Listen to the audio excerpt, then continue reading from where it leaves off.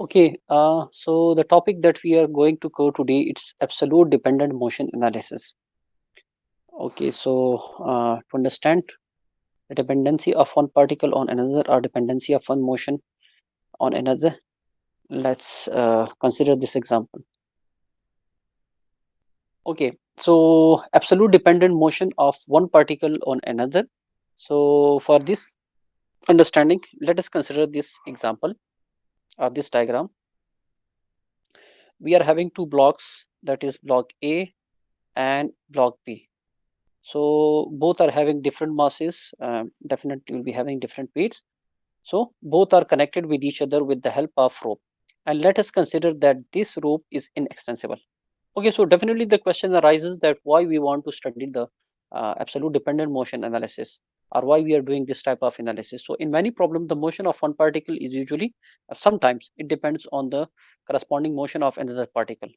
So if we analyze that thing, so we will be able to solve such type of cases in which the object of one body, object of one particle is dependent on some other particle. Okay, so let us consider we are having two masses, two blocks, block A and block B. So both are connected with the help of rope, and the rope is passed over a pulley. Now this pulley, this is basically inextensible, means no extension is possible, no deformation is possible in this. Let's assume this thing. Okay, now if block B moves downward, so as a result of this downward motion, the block A, it will move upward. Similarly, if block B moves upward, or if block A move downward, so this block B will move upward. So means the motion of block A is dependent on motion of block B, or we can say the motion of block B is also dependent on the motion of block A. Okay, so what we need to do basically, we need to analyze those things, and we need to set up a strategy to mathematically solve such type of problems. Okay, so what could be the steps for studying or for analyzing such type of motion, or for studying or analyzing absolute dependent motion of particles? Okay, so let's study the step one by one. So the first step that we have, what we need to do, for example, if we are having this system consisting of a rope, pulley, and the two masses are the two particles, and the motion of both these particles are dependent on each other, these two particles.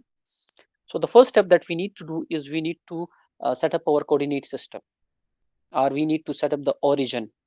And we need to, if we are having just a single motion, or the motion is passing through a single point, so in that case we can have origin, or in some cases we may need to define some datum. Okay, so in this case, let's have our datum plane over here as shown in this case, and we need to define our coordinates, means the positive distance and the negative distance. So for that purpose, let's say this S is representing the positive displacement. Okay, so the first step is set up a coordinate as along the direction of motion from a fixed point. So this fixed point, it can be origin, or it can be from a fixed datum plane. So in this case, we are having a fixed datum plane. Now the second step is represent the distances, means from this origin, from this datum plane, what we basically need to represent the distance of object A and the distance of object B. Okay, so represent the position of object. So means if we specify the distance, this means the position will be specified automatically. So represent the position of object respectively. So let's say object A is having a distance of SA from this datum, or we can say SA is a position vector that basically represent the position of object A or block A. And this SB, this is basically a position vector, or this is a distance of object B from the datum plane. Now what about step 3? We need to identify constant length. If there is any constant length in this whole system, we need to identify. Okay, so if you look at the green color that we have over here, means this semicircle portion, this distance, it will remain same, it will not change, this length will remain same. If the object A moves upward or it moves downward. Now, if the object B move upward or it move downward, in both cases, whether object A is moving upward or downward or object B is moving upward or downward, this length will remain same. It will remain constant. So that's why we need to recognize those constant lengths. Okay. So in step 4, what we need to do, we need to find out some relationship between the distances, or the relationship between the motion, or relationship between the motion of objects. Okay. So step 4 is basically finding the depending relation between the positive variables. So the positive variable in this case, as we have as positive downward.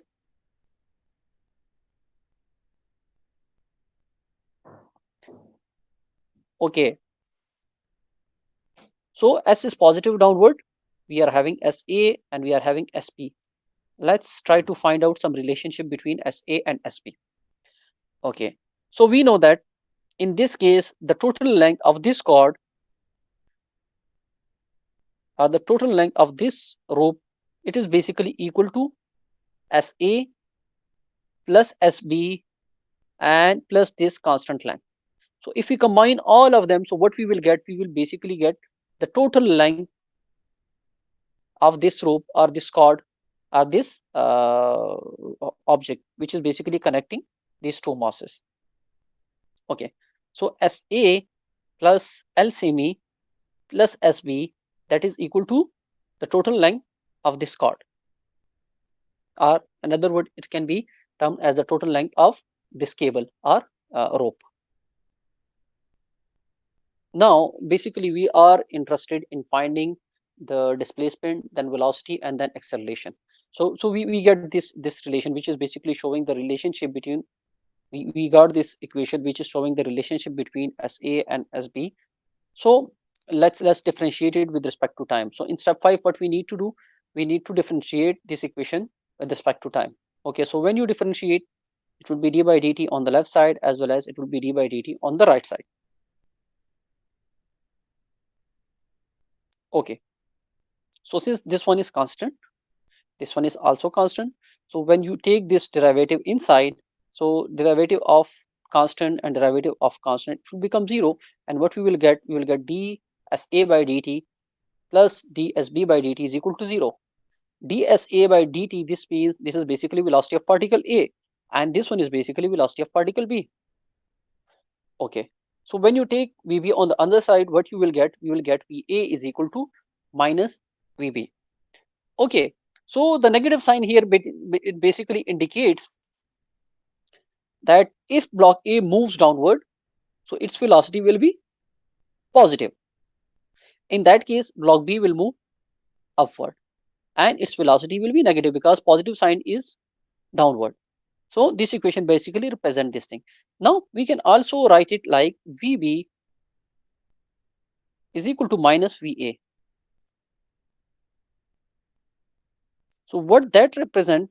This represent that if block A moves upward, if this block A moves upward, which is in the negative direction, it will be having negative velocity. So this block B will move downward in that case. So means if block B moves downward, block A will move upward, since downward velocity is positive and upward velocity is negative. So that's why we can have this equation. Okay. So now we got the velocities.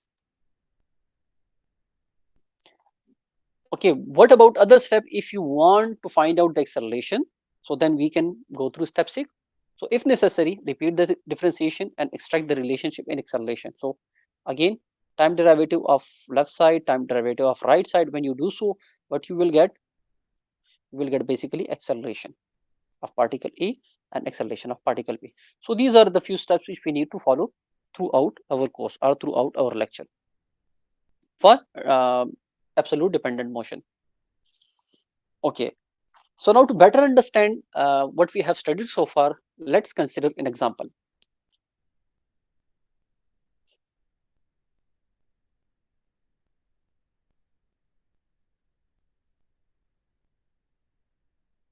Okay. So for the pulley system, as shown, the velocity of object A is known. Velocity of object A is known. It is upward.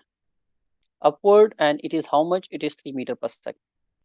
determine the velocity of object B. So means if it is moving upward, we need to find out whether this object will move upward or downward. So we can identify this thing from general observation by looking at the diagram, but we also need to find out the exact value of velocity at B. Okay, so let's apply all those steps. So the first step is basically setting some datum plane, let it be here, and then the second step will be specifying distances. Okay, let this one be positive s. Then we need to identify the distance of object A, similarly distance of object B. So let's look at it. So the first step is set up a coordinate along the direction of motion from a fixed datum line. Okay, so let this one be the datum and let this be the positive distance or the positive displacement. Okay, now represent the position of object respectively. One thing we have to note down here, that in this case we are having two ropes. In this case we are having two rope. One rope is here and one rope is here. Okay, so this is having its own length, this second rope is having its own length. So what we can do in this case, we can define this one length as A, and the length of the different length of second rope as with substitute B. But to find out the relationship between these two, the object A and object B, what we need to have, let's have another distance, or let's have another s with subscript C. Why we are defining this SC? It is just to find out or to just maintain a relationship between SA and SB. So the equation that we will get for object A, it will be between SA and SC, and the equation that we will get for object B, it will be between SB and SC. So SC in this case, it is like acting as an intermediate relationship between these two. So I have mentioned all those things over here. Since the system has two chords with segment that change length, so it will be necessary to use a third coordinate, that is SC, in order to relate SA to SB. Okay, so let the position of object A from the origin or from the datum be SA, the position of object B from datum, let it be SB. Okay, then the position of this point till this point, let it be SC, and it is also mentioned over here the position of this point, which is basically pulley C, from here till the datum, let it also be SC. Okay, so the third step is basically to identify fixed lengths. What we need to do, we need to identify the fixed length. So this length is not changing, one in green, this is not changing, this is also not changing, this one is not changing, again this one is not changing. So what we did, we set up coordinate and then we represent the different position of objects. Okay, then in the third step we identified the constant lengths that is not changing, those lengths which are not changing in the analysis or during the motion or within the given system. Okay, so in step 4, what we need to basically derive the relationship between some dependent relation in which the one motion is dependent on another. So what we can do, let's first consider one row. It can be this one or it can be this row. So first let's consider one of the row from here. It can be this row or it can be this row. Okay, so let's first consider this one, the one shown in the blue. So if we want to find out the total length of this rope, it will be SA, then this SC, and again SC. Okay, and then we have this constant, and we also have this constant, and we have this constant. So let's combine all those constants into one and let it be C1. So what we have, SA SC, SC in C1, and this is basically the total length. This is basically the total length of rope 1. Now for B, let's have SB and then this one. So this length will be basically, if this is SB, if you subtract, if this is SB, if you subtract SC from SB, so what we will get? We will get this length. We will get this length, this one. Okay. So SB minus SC plus SB, and again the constant that we have over here. Okay. And then the constant that we have over here. Let be combined into C2. So it is equal to the total length of rope 2. Okay, so we identified this relation. Okay, now let's rearrange this equation. SA plus SC plus SC plus C1. So when we arrange it, what we will get? We will get this equation. Also arrange this one. When you arrange it, we will get this equation. Okay, so now in this case, we need to remove this SC. It is having negative sign over here. So if we multiply this equation with 2 and then add with equation 1, so we can remove this term. So in order to cancel out SC, multiply equation 2 by 2 and then add equation 1 and 2. So when you do so, what we will get, these two, it will be cancelled out and we will get this equation. Okay, so this LT1, LT2, this C2, this C1, all of them are basically constant. So let combine all those on the right side and the other one on the left side.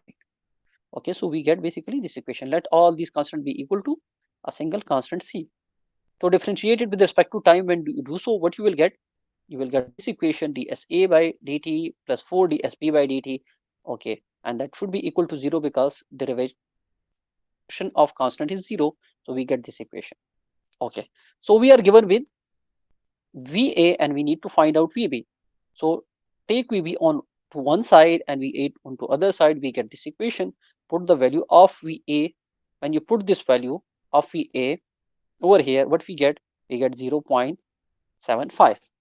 So remember, in this case, VA is 3 meter per second upward, and we know that in the coordinate that we set, in that case, upward velocity is negative. So we need to put this VA as minus 3 meter per second. So when you divide that 3 by 4, minus 3 by 4, so what we get? We get basically this thing, that is 0.75 meter per second. And this was what required from the question.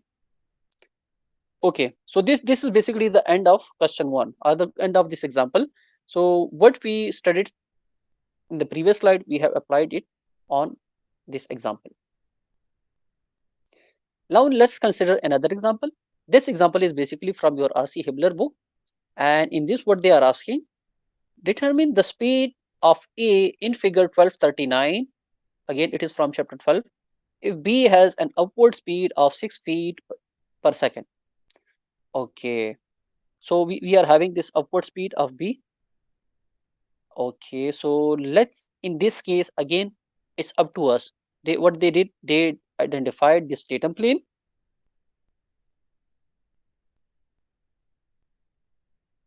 And they have also identified the positions SA, SB, and SC. Okay, so if we fix downward motion as positive, so in that case, VB will be negative. Or if we set upward motion as positive, so in that case, VB will be positive. So this problem is almost the carbon copy of the previous one, which we just explained, or the one that we just did.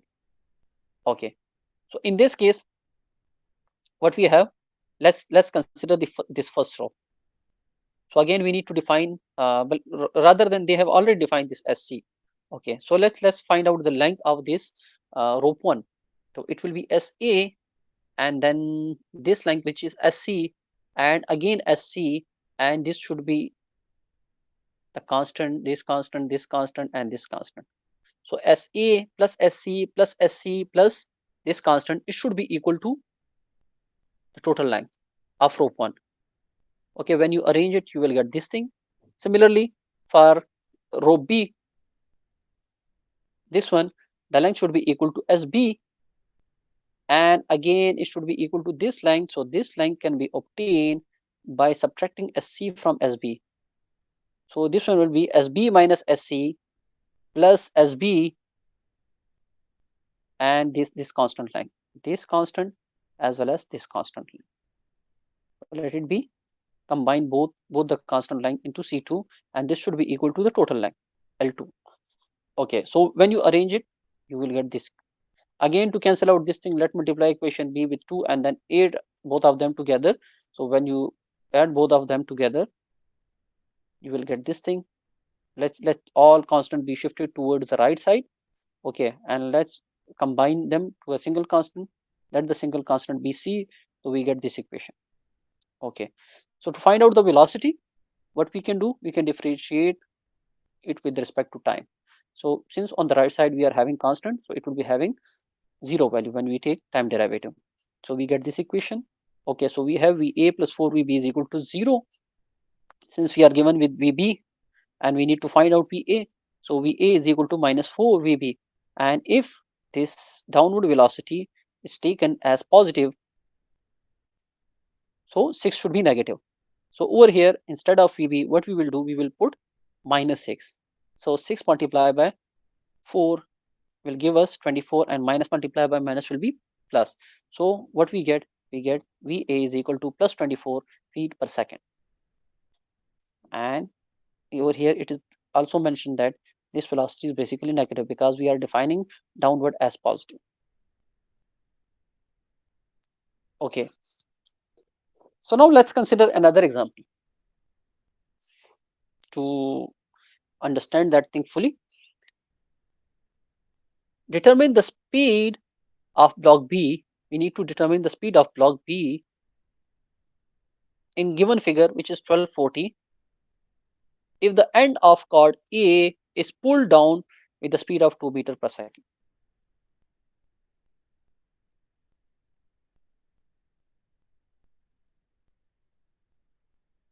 So basically what we need to do, we need to find out the velocity of this object B, okay, or in other words this block B, if this object or this pulley or row at point A, if it is pulled downward with a velocity of 2 meters per second. So what we need to do, the first step is basically setting the datum or the origin. So it is already set. Then we need to identify the positive distance or the positive sign, positive coordinate. Let the downward be positive. Then the position. So positions are already mentioned. Okay. And then in third step, we need to identify the constant lengths. So the constant length, again, they are identified in the question. So what we need to do, we need to find out the dependency of both this motion, that is motion at A and motion at B. Okay, so for that purpose, what we can do, let's try to find out the total length of chord A first, and then the total length of this another chord. Okay, so we are having this diagram. So what we can do,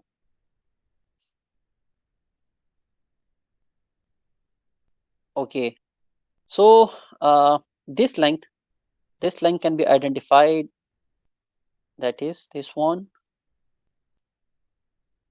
How it can be identified?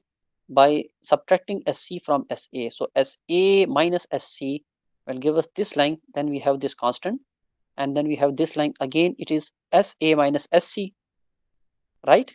SM, or let's consider this one, SB minus SC.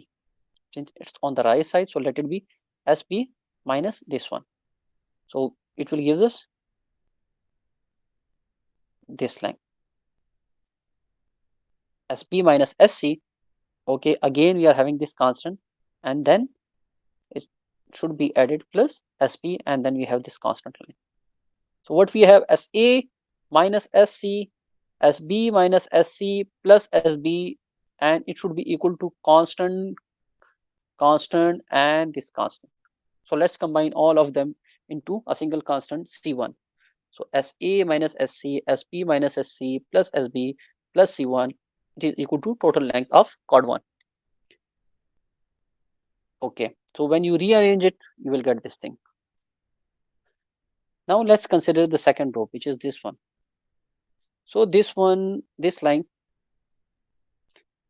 the first one is SC, SC plus this constant line, and then we have this line. We have line from here till this center point.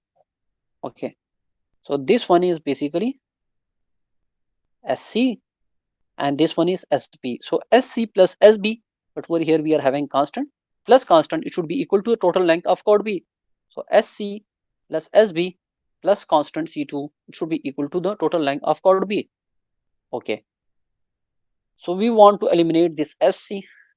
So what we can do, we can multiply this equation with 2.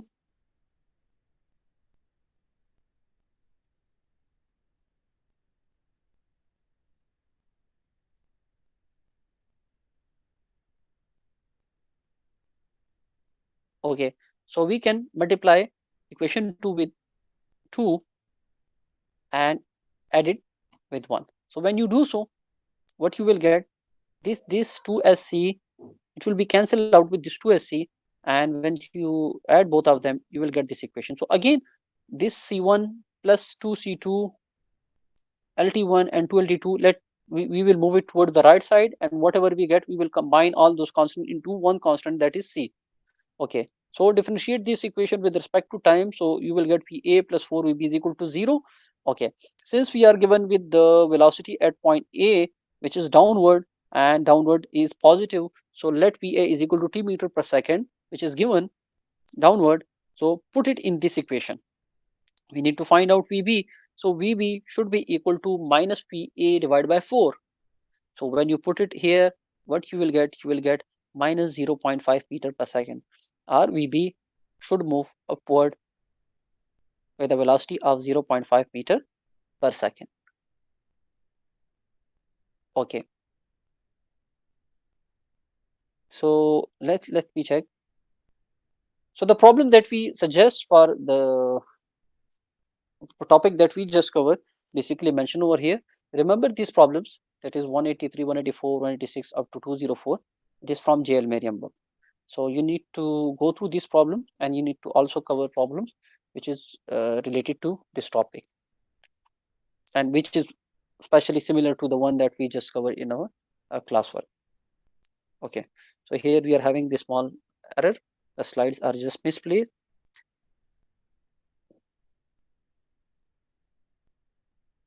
Okay, so what we just did, what we just covered, that was basically absolute dependent motion of two particles. Means dependency of one particle motion on another particle. We just covered that thing. Now let's go through another topic, that is relative motion of two particles using translating frame of reference. Okay, so how we can understand it? For that, to understand the concept of relative motion of two particles, let us consider an example, or let us consider this given scenario.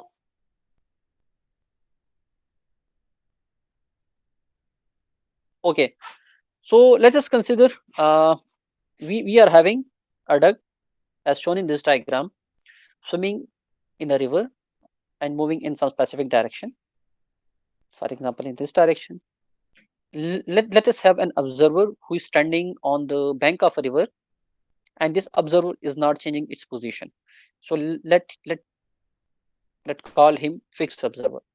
We have another observer who is moving in his boat towards this duck, and he is observing this duck from this moving boat. This means the second observer is moving, and imagine that the motion this observer is having, let it be translatory motion. So we can call this observer as translating observer. So we will use this scenario to understand the concept of relative motion of particle. Okay. So to find out the position of this observer and this observer, what we can do, we can select some reference plane, we can select some reference point or some origin. So as this observer is not moving, let him be, or the point on him be the origin. So let this observer be on point O, and let this be a fixed reference frame. To find out the position of this observer, the moving observer, and the position of duct, what we can have, we can have position vector. Okay, let this position vector be Ra, and let this position vector be Rb.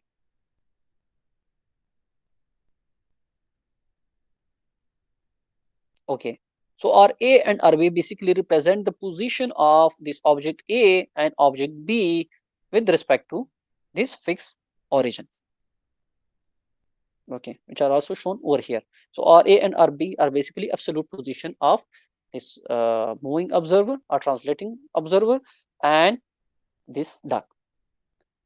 Okay, if you want to find out the position of this object or this duct by considering this observer or by considering our reference on this observer, so what we can do in this case, this one will be the origin, and we will be having a position vector from here till this point like this. So if this is the origin, we can have our coordinate axis at this point. Let this one be z, this one be the x, and this one be the y. And this one will be basically the position of this duct with respect to reference A. And remember, reference A is also moving, it is also translating. Okay, so what we can do to find out the position of B with respect to this moving observer, so what we can do, we can shift our reference over here. And as I have already told you, this observer is also moving. So, and the motion that it have its translation, so let it be translating frame. So this frame of reference that we have given the name as fixed reference frame, and this one as translating reference frame or translating frame. Now to find out the position of this, we can have a position vector from this origin, from translating frame. Okay, so the position vector in this case, let it be RBA. So now over here, when you look at this diagram, what we get, we basically get a triangle. So by studying this triangle, by observing this triangle, we can write this RB by A is equal to RB minus RA. So if you want to find out the position of this duct with respect to this moving frame or translating frame, it should be equal to the position of duct minus the position of this moving frame from the fixed reference plane. Remember, Rb by A is the relative position of this object B from reference A. So we get this thing. I hope you understand this thing. Okay, so we can write it Rb slash A, that is basically equal to Rb minus A. This is the relative position of object B with respect to the moving reference A. And we can also write this Rb is equal to Ra plus Rba. When you take time derivative, so you will get Vb by A is equal to Vb minus Va. Or we can rearrange this equation as Vb is equal to Va plus Vb by A. Okay, if you want to find out the acceleration, so acceleration we know is the time derivative of velocity. Okay, so when you take time derivative of velocity, you will get acceleration of B with respect to A, it is equal to acceleration of particle B minus acceleration of particle A, and both it should be with reference to the fixed origin. Or another word, if we rearrange, AB is equal to AA plus ABA. Okay, so here the acceleration B by A is the acceleration of B seen by the observer located at A. This one. This is basically the acceleration of B while the observer means this is the acceleration of particle B while the observer is at reference A. And at reference A, the coordinates that we are having, that is x dash, y dash, and z dash. And remember that observer A is in a translating frame, that is having the coordinate axis represented as x dash, y dash, and z dash. Okay, so now to understand this conceptually, let's have an example. So we are having a train, it is moving at a certain speed, and then we have an automobile, it is also having some speed. So a train travels at a constant speed of 60 mile per hour, crosses over a road as shown in this figure 1243a. So again, this example is from R.C. Hibbeler book, chapter 12. If the automobile A is traveling at 45 miles per hour, if this automobile is having a velocity of 45 miles per hour along the road, means it is following this direction, it is along the road, this direction. Okay, pardon me for my writing. Determine the magnitude and direction of velocity of train relative to automobile. So we are having velocity of this train, which is 60 mile per hour. We are having velocity of automobile, and we need to find out the velocity of train relative to automobile. Or in other words, what we need to find out, we need to find out Vt by A. Okay, so if you look at this one, this diagram, we have an angle 45 over here, which this path which the automobile is following, it is making with the path that the train is following. Okay, so let T is train, A is automobile, VA is 45 miles per hour, then VT is 60 mile per hour. Let theta be 45 degree, which is given over there, and we need to find out VT by A. Okay, so VT by A, from our previous calculation, we can write VT by A is equal to VT minus VA, as VB by A was equal to VB minus VA. So in this case, we are having train and automobile. So let VT by A is equal to VT minus VA. Now VT means the velocity of train. It is in one direction, that is in positive x. Okay. And the xy coordinates are already defined, that x is positive in this direction and y is positive upward direction. So it is having just one component, that is in x. So Vt can have this component, it is having a velocity of 60 mile per hour. It is having a velocity of 60 mile per hour, and it is only in the positive x direction. So Vt is basically 60 I. In vector form, you can write it like this. Okay. Now, if you consider the velocity of this particle or the velocity of automobile, remember it is moving along this path, along this road. And road is neither in x direction, neither it is in y direction. It is inclined to x and y with an angle 45.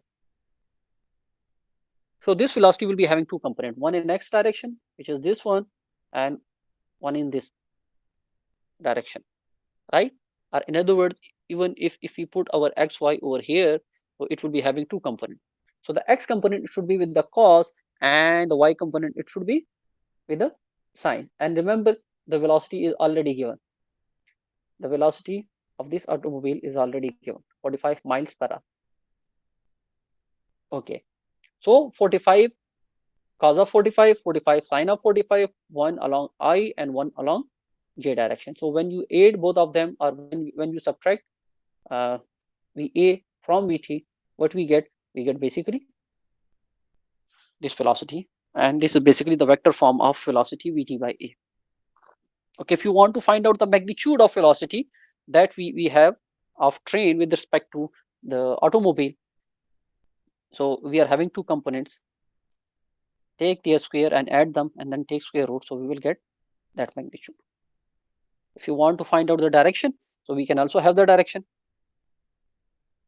Okay, remember the velocity are having two components, one positive, the other one negative.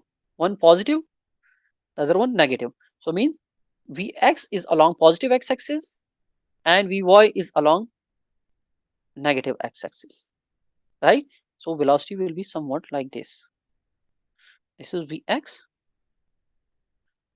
and this is Vy. Okay. So if you want to find out this angle, we can get this angle.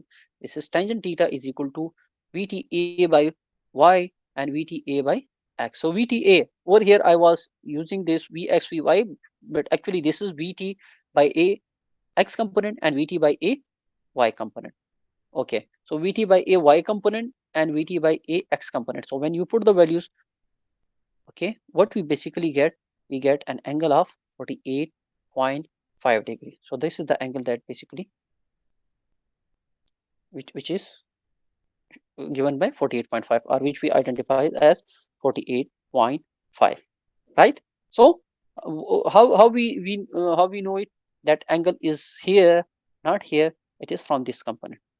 One component over here, it is negative.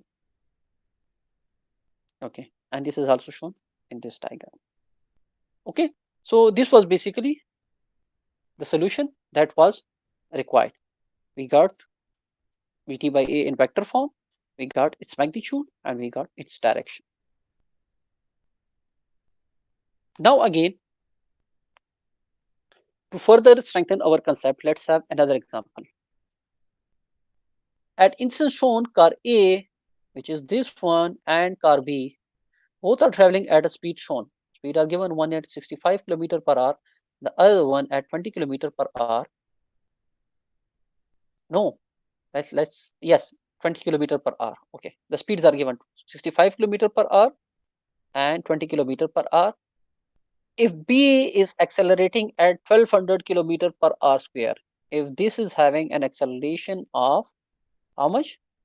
1200 km per hour square, while A maintain a constant speed.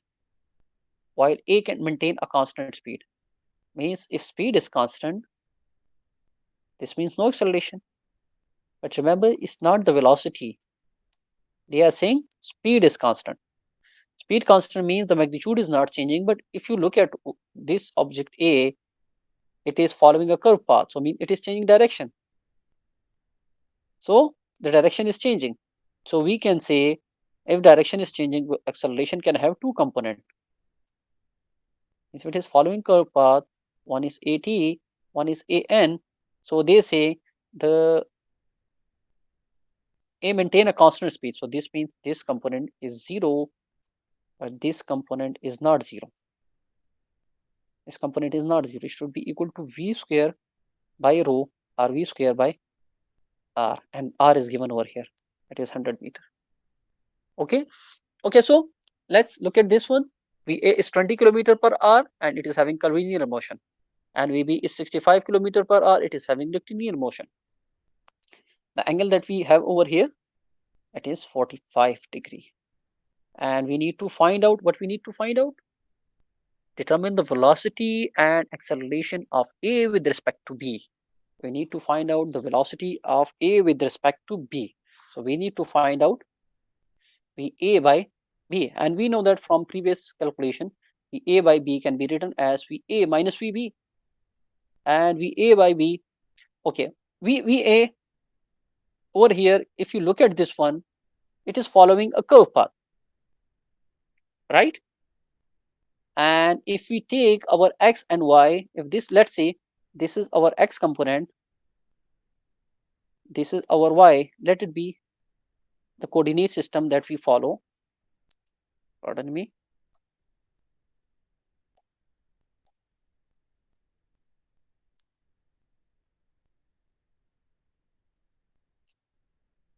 Okay, let this be X that we follow. Let this be X and this be the Y that we follow for our given problem. Okay, so the velocity V, it is neither in X direction. Over here means the object A is moving it neither in X, neither in Y. Rather than it is moving at a certain angle. So means the velocity can have component in X and it can have also component in Y direction. Okay, so let's say if this is the origin, if we move this origin over here, so it can have one component in x and one component in y. But for that purpose, we need to identify this angle or this angle. Okay, so we have this angle. If I draw perpendicular to this line and perpendicular to this one, so we can have this angle. So this is 45. The angle between perpendicular arm should also be 45. So this angle should be 45. This should also be 45. Because the total angle is 90 degree. So this velocity VA, it can have a component in x direction, in minus x, and it can also have a component in y direction. So let me remove the extra things.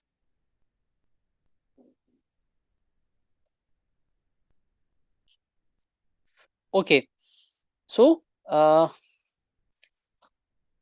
it can have component one in the minus x direction and one component will be in the positive y direction. And the magnitude is 20, angle is 45. So the component next should be 20 cos 45, and this one should be 20 sine 45. And 20 cos 45 and 20 sine 45, and component in negative x should be written with minus sign because positive x is given on the right side. Okay, so this is basically for VA we are having two components. Whereas for VB we will be having only one component, and that will be along the positive x-axis. So 65I, the one component of velocity, it will be along the positive x-axis. So it should be 65I, and we have written it as it is. So when you combine both of them, when we find VA minus VB, we get this VA by B vector like this.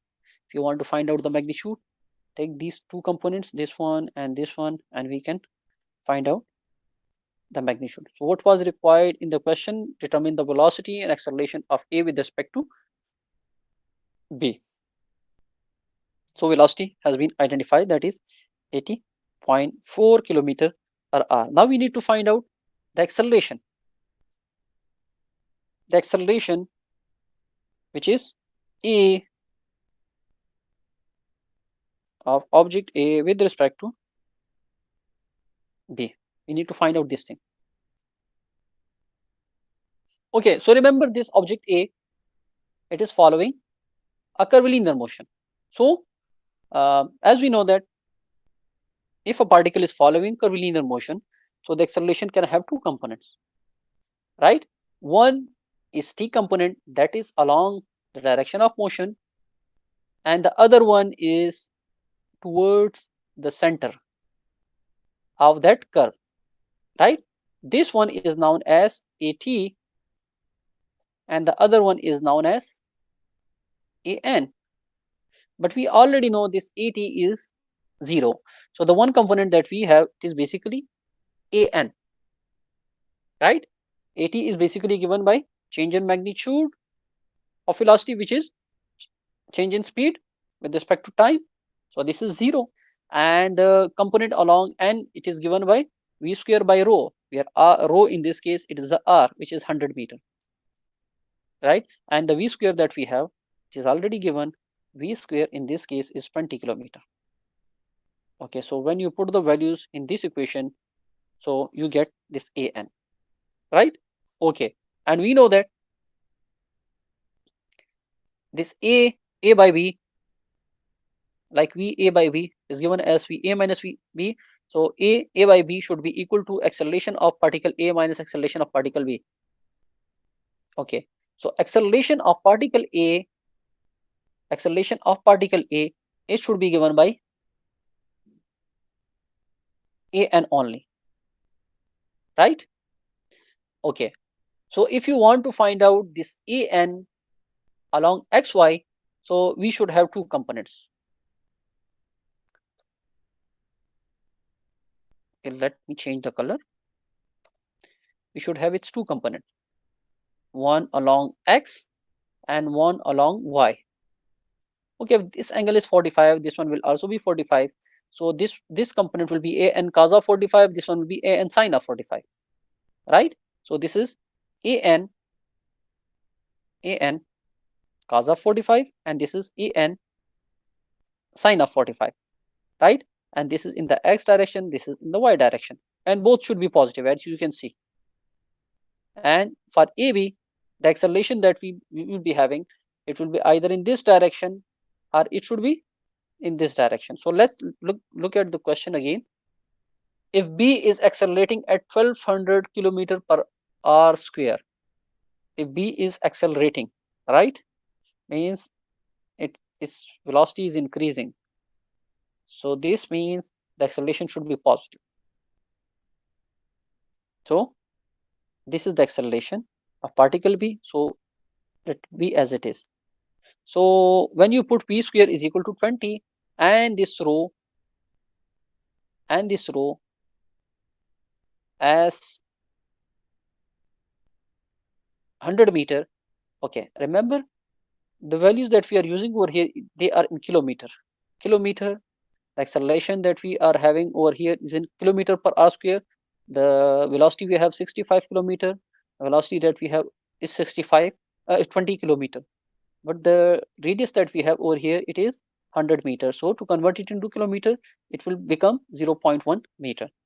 So 0.1 kilometer, 0.1 kilometer, and velocity is already given as 20. Okay, this is the angle as it is, and this 1200 I. So when you solve it, what you will get this factor. So this is basically the acceleration of particle A with respect to B, or with respect to reference frame B. If you want to find out its magnitude, so take its square, take square of this one, add both of them, and take its square root. So you will get the acceleration of particle A with respect to B. I hope that you got this thing. If you have any question, you can ask that question. You can write down on my Google Classroom. Okay, let's have another example. At the instant as shown, we are having two objects, object A and object B. This is object A and this is object B. Or in other words, we are having two particles. Object A is traveling along a circular path and its speed is increasing at 10 meter per second square. Speed is increasing at 10 meter per second square. It is having a circular path. So this is basically AT, right? So AT is given. Object B is traveling along a straight path and its speed is decreasing at 5 meter per second square. So it is moving in this direction. Let's say if we put x in this direction as positive and y in this direction as positive, so the velocity is negative, but acceleration will be in this direction as the velocity is decreasing in case of acceleration, as it's given over here. If the speed is decreasing at 5 meter per second square, right? Okay, so acceleration of particle B, it can be given as positive. Given as positive 5 meter per second square, and this one can be negative because this is in the opposite direction. However, if you put this one as positive, then this one will be positive and this one will become negative.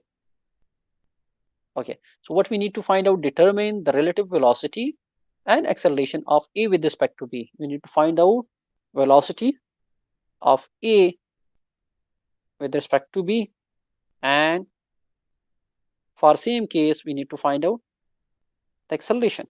These two are unknown. Okay, so now let's look at this one. We know that if particle is following a circular path, so the velocity at any instant, it can be given as tangent to the path, and this is tangent to the path, right? And tangent to the path,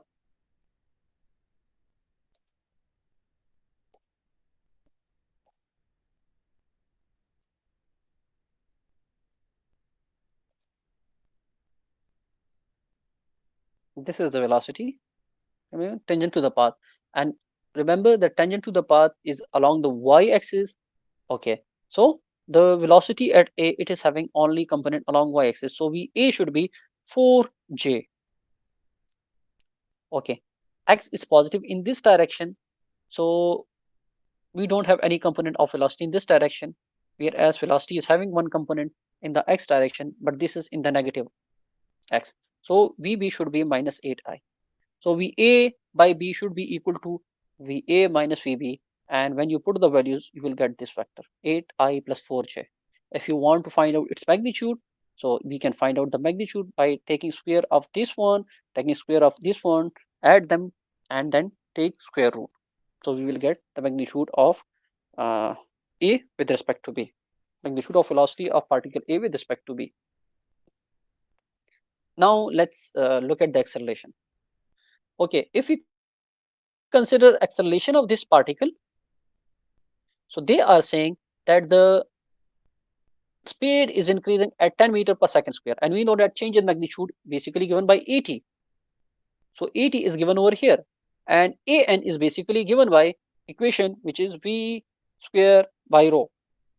So this is particle A, so that's why we put this v square A, and this is the radius rho, which is given as 0.5. So put this value VA as 4 meter per second square. So this one will become 16, and this one at 0.5. So when you do the calculation, you will get 32, right? So the component along x-axis, which is AN, it will be represented with unit vector I, and it is given as 32i. And AT is already given. This T component is already given. So now we have AT, AN for particle A. This A basically represent particle A, and this small a represent acceleration, T represent tangential, and N represent normal. So if you have these two combined, you can combine them. When you can combine them, you can get the acceleration of particle A in vector form. And for particle B, they are saying that it is decreasing, the velocity is decreasing at 5 meter per second square. So means acceleration is 5 meter per second square. And it is along the x-axis, positive x-axis, right? So AB should be equal to 5i.